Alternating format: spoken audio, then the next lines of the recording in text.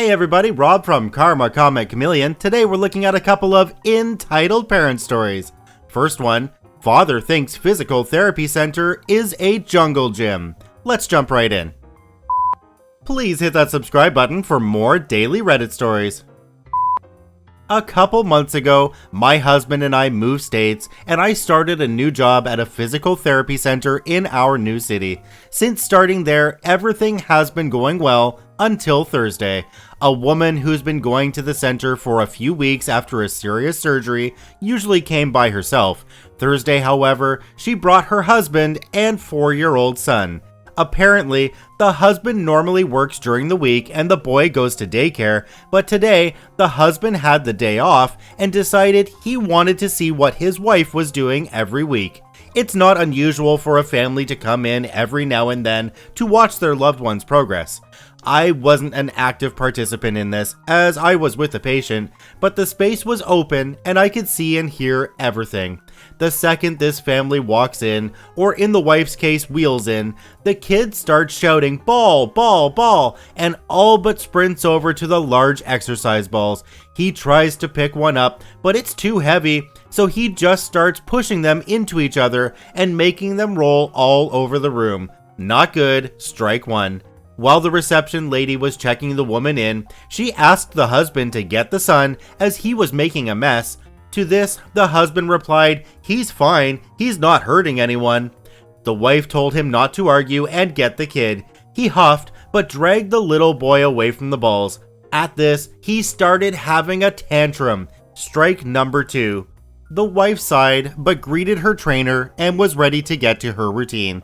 The husband was asked to stay in the waiting area with the kid, but could still see everything just fine. However, he didn't like being told what to do, insisting that, "I should be able to be with my wife. We came here to support her after all."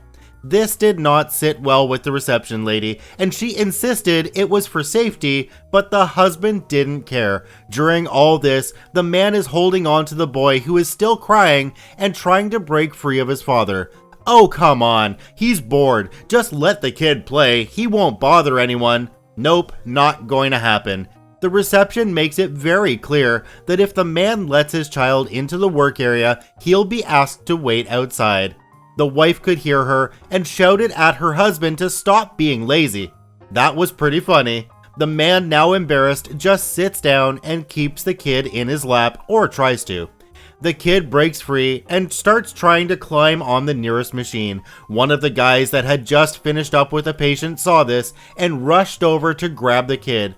The husband didn't like that and told him, "Don't touch my son, he's just playing." And with that, we have strike 3. The reception lady stands up from her desk and gets right in this man's face. She informed him that he will now have to take his son and wait outside the center for the rest of his wife's appointment. Also, that he was no longer allowed to come to the center unless they had a sitter. The wife was done with her husband and told him to just go home and she'd call him when she was finished.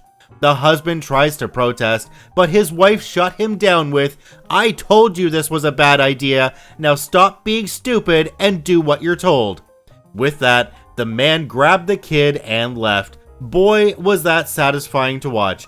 At the end of her session, the woman apologized for her husband and son.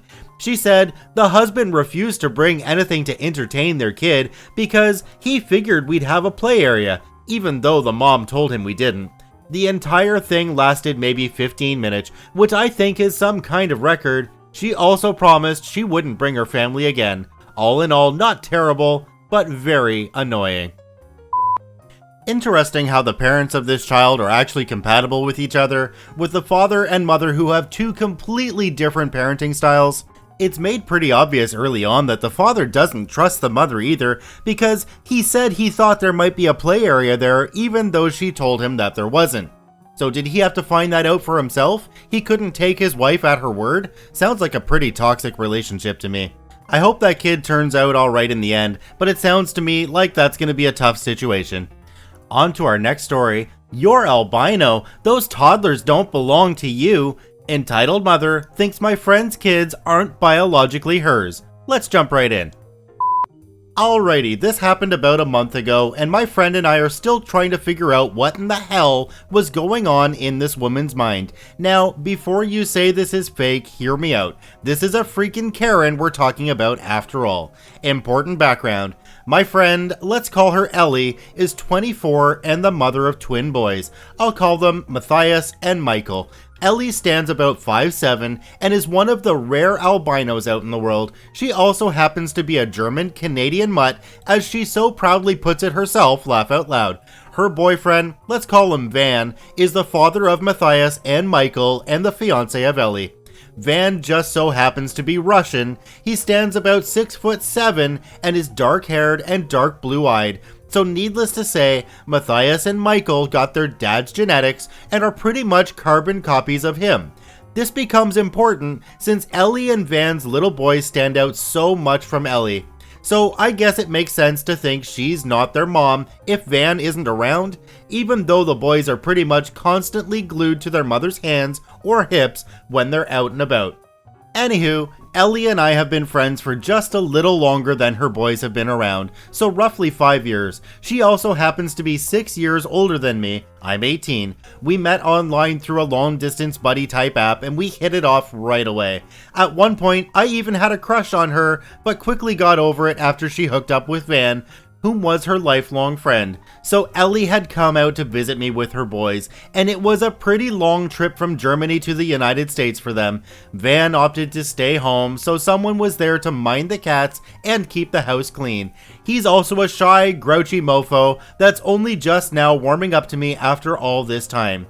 Since everyone was so tired, I told Ellie to not worry about getting a rental car the first day, and I would just handle it. I had old car seats from my cousins with older children, so that was taken care of. We chose to go out to eat shortly after Ellie and her boys got checked into the hotel and had a nap.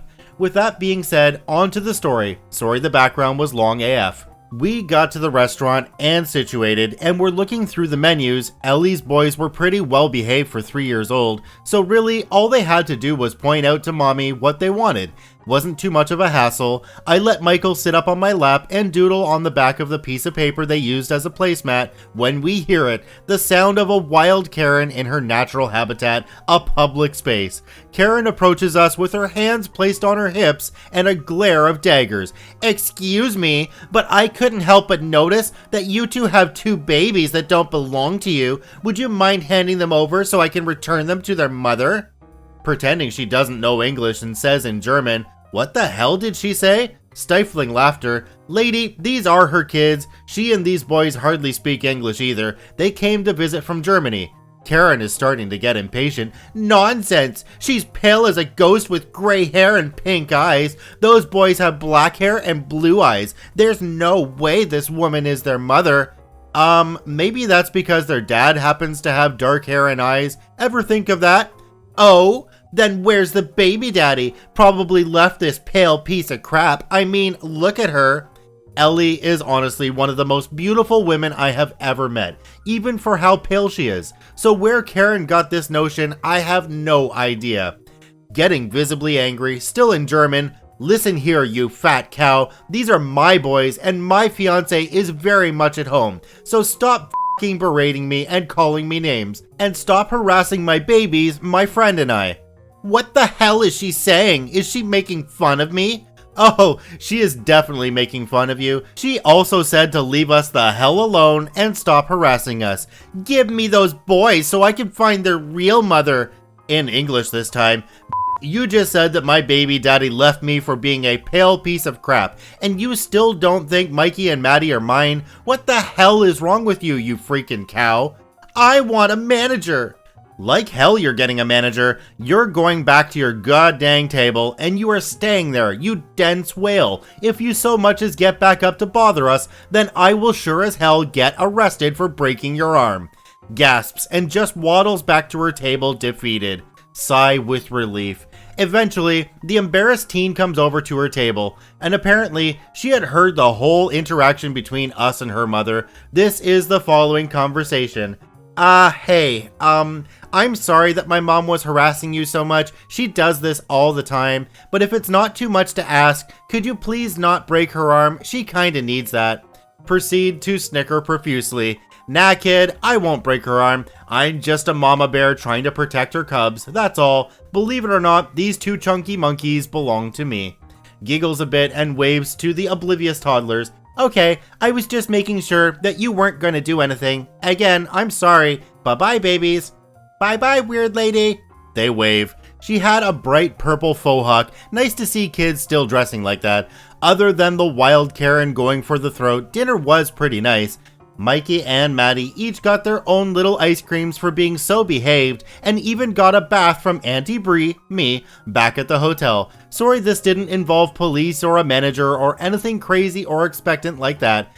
But seeing Ellie go full-on mama bear and sending a Karen with her tail tucked between her legs is a satisfying end for me, as well as happy and not cranky little boys. That's always a big ol' bonus. As I see in a lot of these entitled parent stories, I don't think this is really an entitled parent. I think it's a lady who has some severe mental issues. I mean, who in their right mind goes up to someone and says they're going to take away their kids because they don't look like the people sitting at the table? It just doesn't make sense. This lady is not firing on all cylinders. I want to thank both of the OPs for posting their stories to the Entitled Parents subreddit. You can visit them at the links in the description below. Please go there and give them an upvote. Once again, this is Rob from Karma Comic Chameleon saying thanks for watching. If you enjoyed the video, please hit that subscribe button, drop a like, and share it with your friends, and we'll see you in the next one.